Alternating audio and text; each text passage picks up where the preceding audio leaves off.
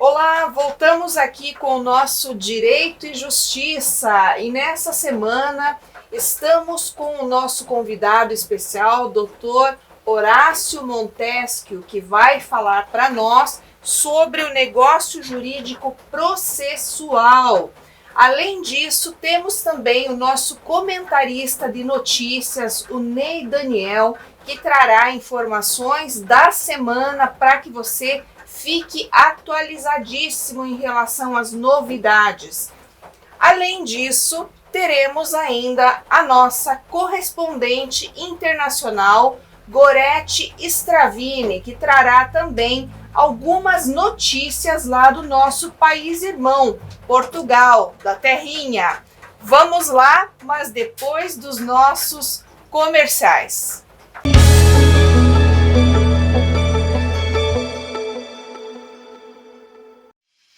Dancing in the dark, dancing in the dark, dancing in the dark. We're spinning around, dancing in the dark, dancing in the dark, dancing in the dark. We're spinning around.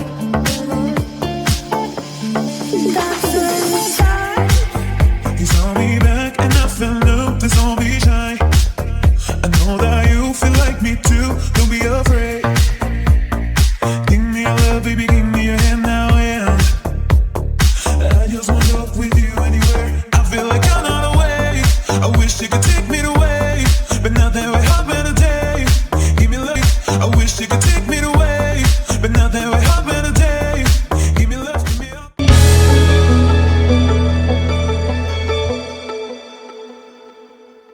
Olá, voltamos aqui com o nosso Direito e Justiça e agora nós vamos chamar o nosso querido Ney Daniel para trazer para nós as atualidades da semana. Ney, tem alguma novidade para nós? Algo importante para o nosso público?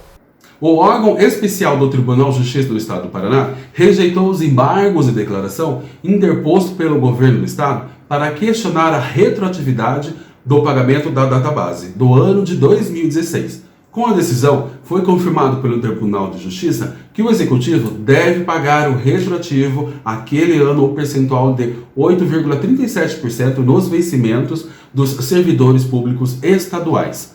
O Tribunal de Justiça, ao final do julgamento, deu razão ao conjunto dos servidores públicos e manteve a decisão anterior, o que obrigava o governo a cumprir com o pagamento da database. Ademais, em 6 de dezembro, o Tribunal de Justiça julgou procedente o pedido dos servidores públicos estaduais sobre o pagamento da database atrasada, fazendo análise sobre a constitucionalidade do artigo 33 da Lei Estadual 18.907 de 2016, que suspendeu as correções salariais previstas no artigo 3 da Lei 18.493 de 2015, que são infraconstitucionais por ofensa ao direito adquirido à luz do artigo 5º, inciso 36 da Constituição Federal, e que garante a irredutibilidade de vencimentos previstas no artigo 37, no inciso 15 da Constituição Federal de 1988. Desta forma, o Pleno do Tribunal de Justiça do Estado do Paraná ratificou a tese dos servidores e confirmou a obrigatoriedade ao pagamento do retroativo da database de 2016.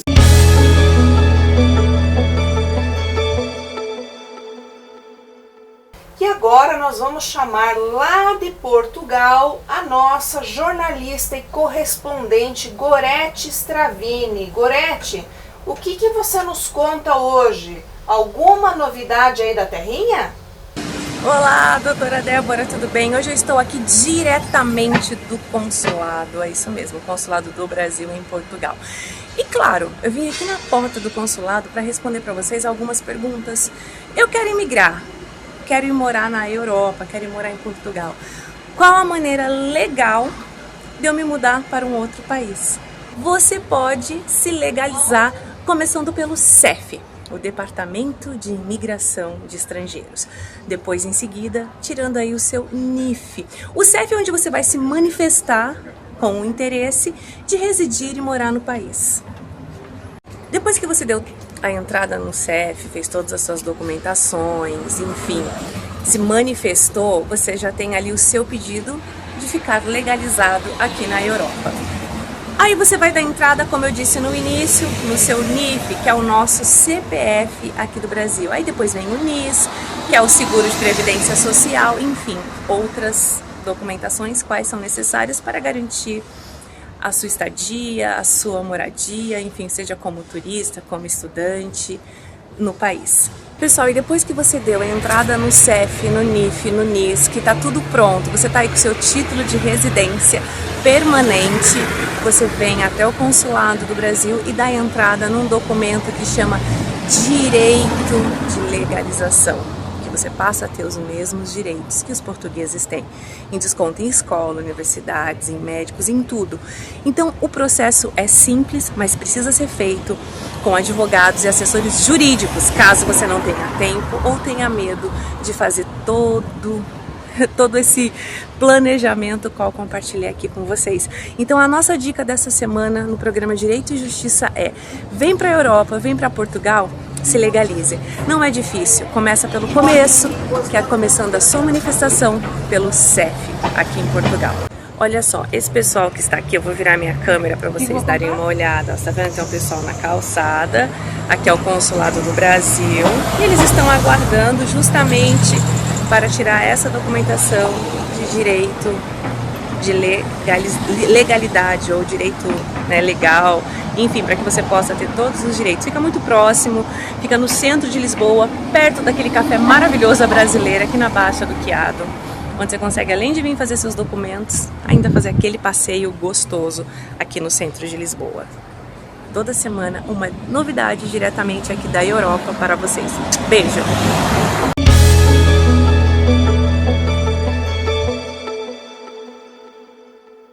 Olá, caro público, voltamos aqui com o nosso Direito e Justiça. É sempre uma grande honra e imensa satisfação estar aqui com vocês, levando um pouco desse nosso mundo jurídico com essas grandes referências que nós temos aqui na nossa capital paranaense, no estado do Paraná e também no Brasil. Hoje eu tenho a grande alegria de trazer para vocês uma pessoa incrível, um grande profissional que é e foi meu professor, eterno professor, Dr. Horácio Montesquieu, meu querido professor, que honra tê-lo aqui.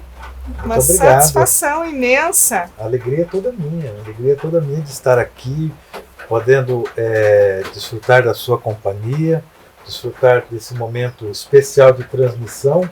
E também, né, levar ao conhecimento da sua seleta audiência essas informações, né, as informações que você julgar interessante. Ai, que maravilha, professora. Eu só tenho a agradecer sempre, porque além de um profissional incrível na advocacia, né, um grande advogado, né, não só aqui no nosso estado, mas também no país, ele é um grande professor, né, inclusive foi meu professor, como eu disse a vocês, e eu tenho aqui a obrigação de trazer, ainda que de forma singela, um mini currículo dele para que vocês saibam aí de quem se trata. Quem ainda não sabe, por obviedade, né, que muito do nosso público com certeza já o conhece, mas para quem não sabe, o professor e doutor Horácio, ele é mestre, doutor e pós-doutor em Direito, ex-secretário da Indústria, Comércio e Assuntos do Mercosul do estado do Paraná, professor titular do PPGD da Unipar,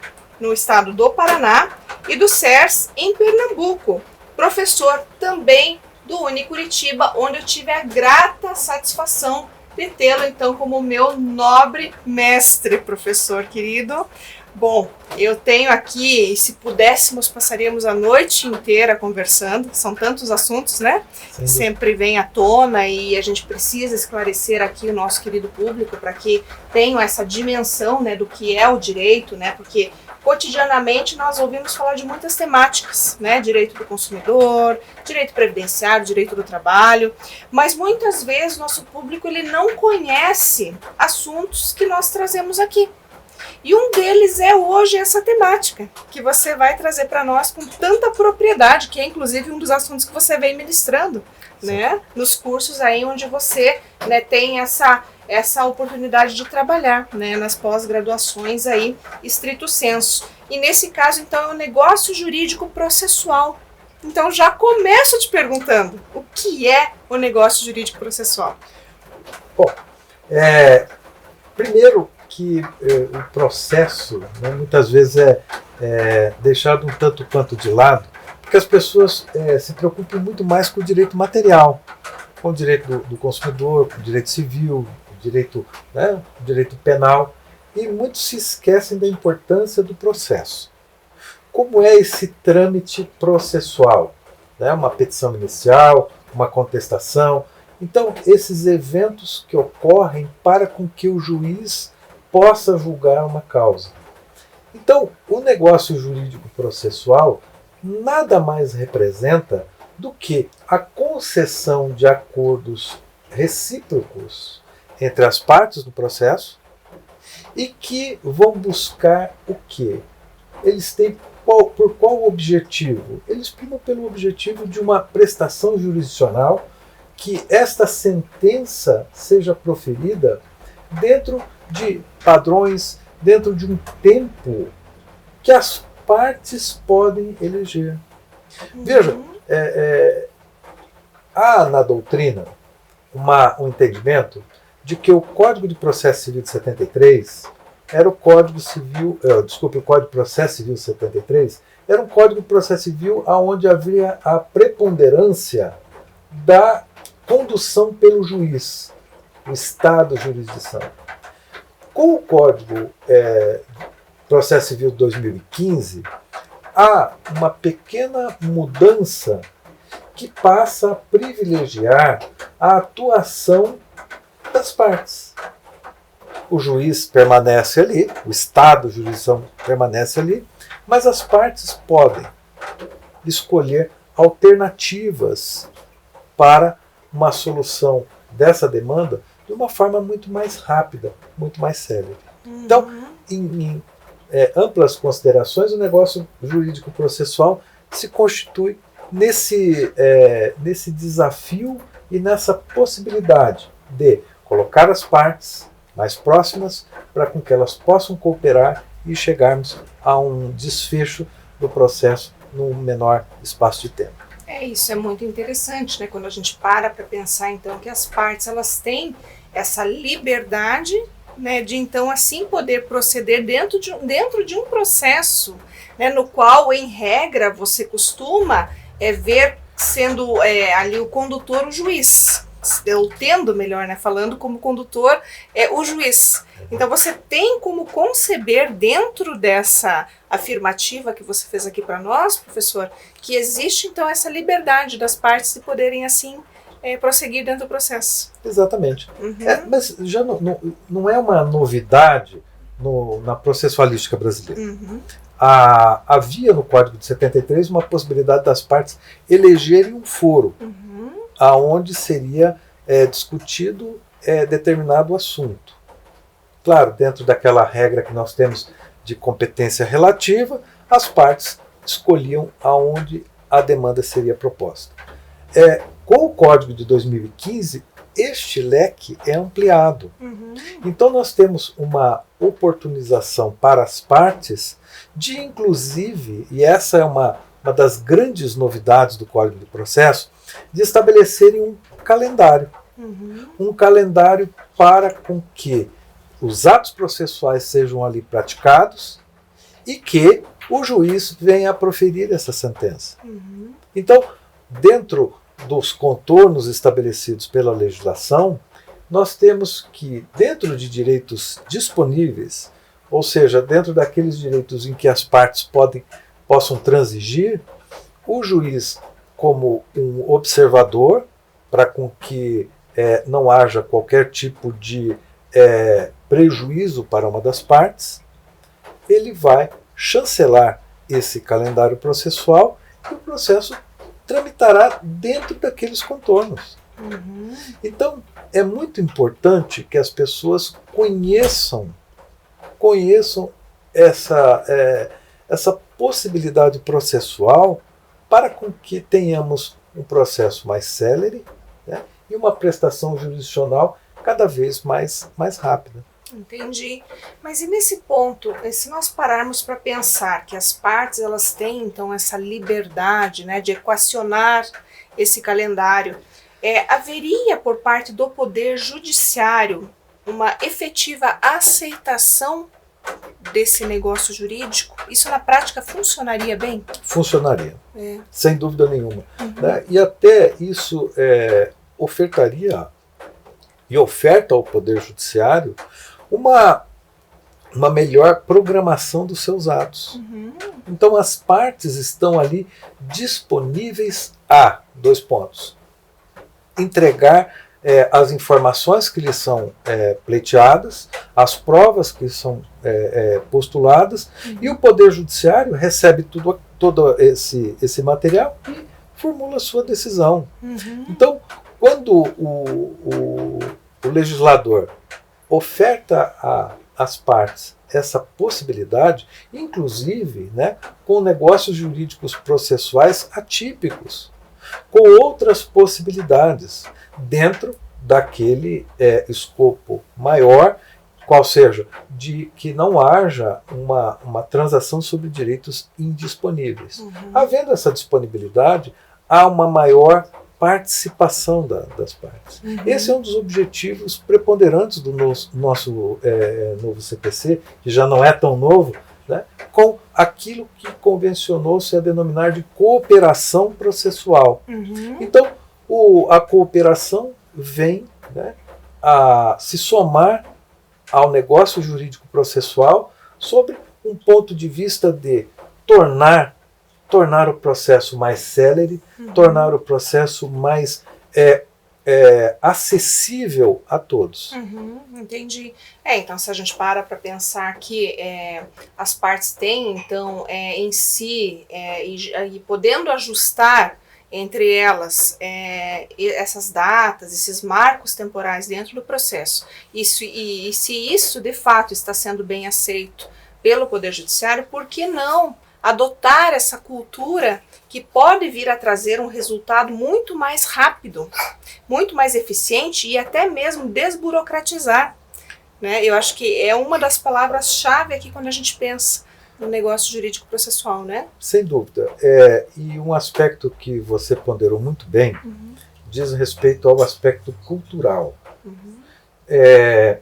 Sobre a égide do Código Revogado, nós éramos, né, doutrinados ao litígio.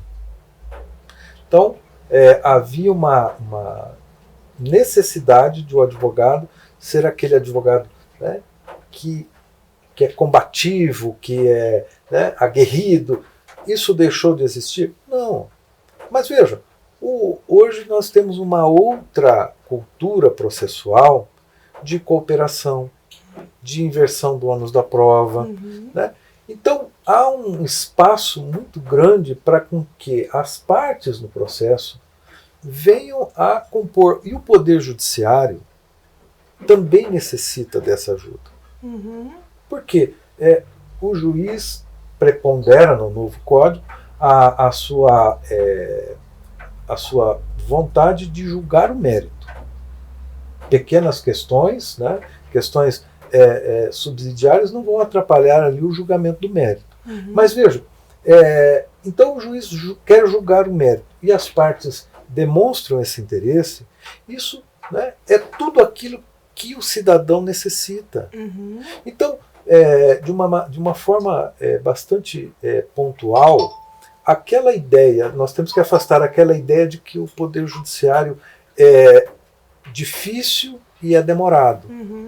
E o negócio jurídico processual se apresenta com todas essas características para afastar essa conceituação, essa cultura. É evidente que não é uma coisa que acontece, uma transformação que acontece do dia para a noite. Mas culturalmente, as concessões recíprocas entre as partes, a possibilidade de que sejam concedidos, né, determinados períodos de tempo para com que as partes possam compor, possam dialogar. Esse é o objetivo do nosso Código de Processo Civil. E se a gente vê realmente que nós estamos caminhando para conseguir alcançar esse objetivo, é algo muito interessante dessa perspectiva que foi traçada lá atrás, naqueles momentos que a gente discutia ainda, né, os elementos básicos do que seria a estrutura desse Código do Processo Civil, que foi uma nova roupagem mesmo, né, estabelecida de princípio de cooperação, inclusive, que motivou, né, todo esse novo andamento, toda essa tônica que nós temos hoje dentro do processo. Né? Então, acho que é nessa linha mesmo, né, professor? Sem dúvida, sem dúvida. E o próprio trabalho da legislação, né, em ofertar essa oportunidade, e também com a própria visão que os tribunais agora passam a impor ao nosso Código de Processo, nós teremos o quê? Nós teremos uma dinâmica muito maior. Então, veja, eu vou pegar aqui um exemplo que vai, né, que vai chegar até Portugal com o seu programa, que é um programa internacional, que trabalha com o seguinte sentido. Em Portugal, o Código de Processo Civil, se não me engano, o artigo 618, trabalha com a possibilidade das partes, inclusive, renunciarem à possibilidade de recorrer a uma segunda instância. Aqui nós temos um princípio implícito na Constituição do duplo grau de jurisdição, mas que não vejo tão distante a possibilidade, inclusive, das partes. Olha, a decisão que for proferida nesse negócio jurídico processual que estamos formatando, ela também será irrecorrível. Então, nós temos um desenvolvimento processual muito grande, inclusive com a solução chegando ao jurisdicionado de uma forma dentro de um prazo muito menor. Então essa é a nossa esperança, essa é a visão que eu, né, tenho do legislador com a elaboração e também com as próprias decisões que o Poder Judiciário vem tomando ultimamente. E até eu me recordo muito aí quando a gente fala do negócio jurídico processual, muito até da arbitragem, né? Porque a arbitragem ela começou lá atrás, né? No século passado ainda, né? Dentro desse espírito, né? Movimentada justamente por essa possibilidade de que as partes também viessem a escolher ali, né? Os árbitros, enfim, pudessem de certa forma então eleger quem seria ou faria parte, né, enfim, até mesmo peritos e tudo mais em conjunto. Então agora, dentro desse novo universo que nós temos processual, nós não estaríamos tão distantes dessa realidade empregada lá, ou não? As boas experiências que a lei da arbitragem trouxe para a nossa realidade, o Código de Processo Civil foi lá e pegou. Porque são práticas que foram ali consolidadas e que trouxeram para esse meio alternativo, ou meio adequado, um meio fora do Poder Judiciário, mas que, de uma forma muito evidente, elas acabaram extinguindo aquele litígio. Então, houve uma composição. E veja, professora Débora, a lei da arbitragem é uma lei muito interessante e que as partes, tendo a possibilidade, vão buscar essa alternativa ao Poder Judiciário. Pois bem, qual é o grande problema lá? O custo. Nós não sejamos aqui, né, vamos dizer assim, inocentes a afirmar que, né, a lei da arbitragem é muito boa. Problema, o custo.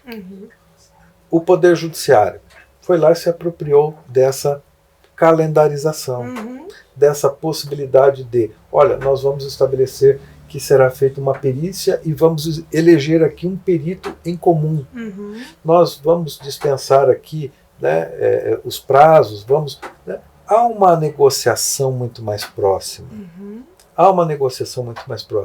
O juiz vai analisar aqueles pontos e depois de tudo elaborado, o juiz vai decidir. Então, isso traz, acima de tudo, segurança jurídica e previsibilidade.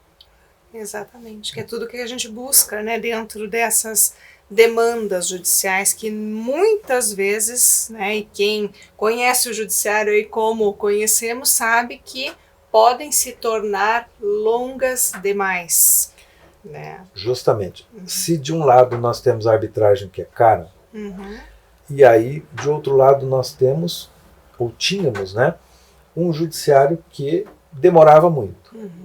A resposta que o legislador trouxe foi o negócio jurídico processual. Foi o negócio jurídico processual. Ou seja, é possível, né, uma previsão. Nós vamos fazer com que isso tenha o seu desfecho em determinado período, ou determinado prazo estabelecido. Então, esse avanço, professora Débora, traz para nossa sociedade, né, traz para o jurisdicionado aquilo que ele precisa, a entrega da prestação jurisdicional. Exatamente, que é inclusive aquilo que se busca, né? Quando nós falamos muito aqui de direito constitucional, inclusive, né, de você ter uma entrega, ter acesso, direito de petição, né, que é um dos princípios constitucionais, direito à ampla defesa, contraditório, mas especialmente aqui é a entrega da prestação jurisdicional e que seja de forma adequada, né, aqui que a gente fala também é na duração razoável do processo. E nesse sentido é a importância, ou melhor, temos a importância aqui dessas novas disposições legais do nosso Código de Processo Civil, que inovou, né, em 2015, já não é mais muito novo, né, professor Horácio? Mas ainda tem muitos mecanismos a serem explorados e que estão sendo explorados por profissionais que realmente têm uma visão que mostra para nós que vale a pena continuar estudando, né, continuar se aperfeiçoando dentro dessa prática, né, que é a prática da advocacia, dentro das academias, aí justamente esse é o grande papel do professor Horácio aqui, que além de grande advogado, como eu já disse a vocês, é professor também, né, de pós-graduação, mestrado, cursos de doutorado. Então, nesses programas que nós desenvolvemos linhas de raciocínio e aprimoramos justamente esses instrumentos legislativos que estão aí à nossa disposição e que estão justamente aí firmados no sentido de que nós possamos trazer aí para a nossa prática o que é o direito, o que é de fato a justiça, não é, professor? Sem dúvida. Os dispositivos estão aí. E eu sempre costumo afirmar isso aos meus alunos. Todo aquele que deixa de estudar um dia, ele deixa de ser advogado. Deixa de ser juiz. Então, é necessário que, além de tudo, haja esse comprometimento com o estudo e, acima de tudo, com a aplicação desses dispositivos. Maravilha, professor. Eu não tenho como lhe agradecer pela presença. Fico extremamente feliz, lisonjeada de tê-lo aqui no Direito e Justiça. E já aproveito para renovar o convite para que volte aqui e também traga inúmeros outros conhecimentos que possui, que sei que são aí já, né? Eu sou aqui eterna aluna do professor Horácio e sei que vai poder trazer e também poder demonstrar ao nosso público que o direito vai muito além do que aquilo que nós vemos aí no nosso dia a dia, né? E o professor é um grande exemplo aqui a ser seguido como pessoa, profissional, professor, e a quem admiro imensamente, mais uma vez agradeço. Muito obrigada, meus queridos. Agradeço muito pela presença de vocês, por estarem sempre aí do outro lado nos acompanhando, e também aproveito para renovar o convite para que estejam conosco sempre aqui no nosso Direito e Justiça. Um grande abraço e até a próxima semana. Boa noite.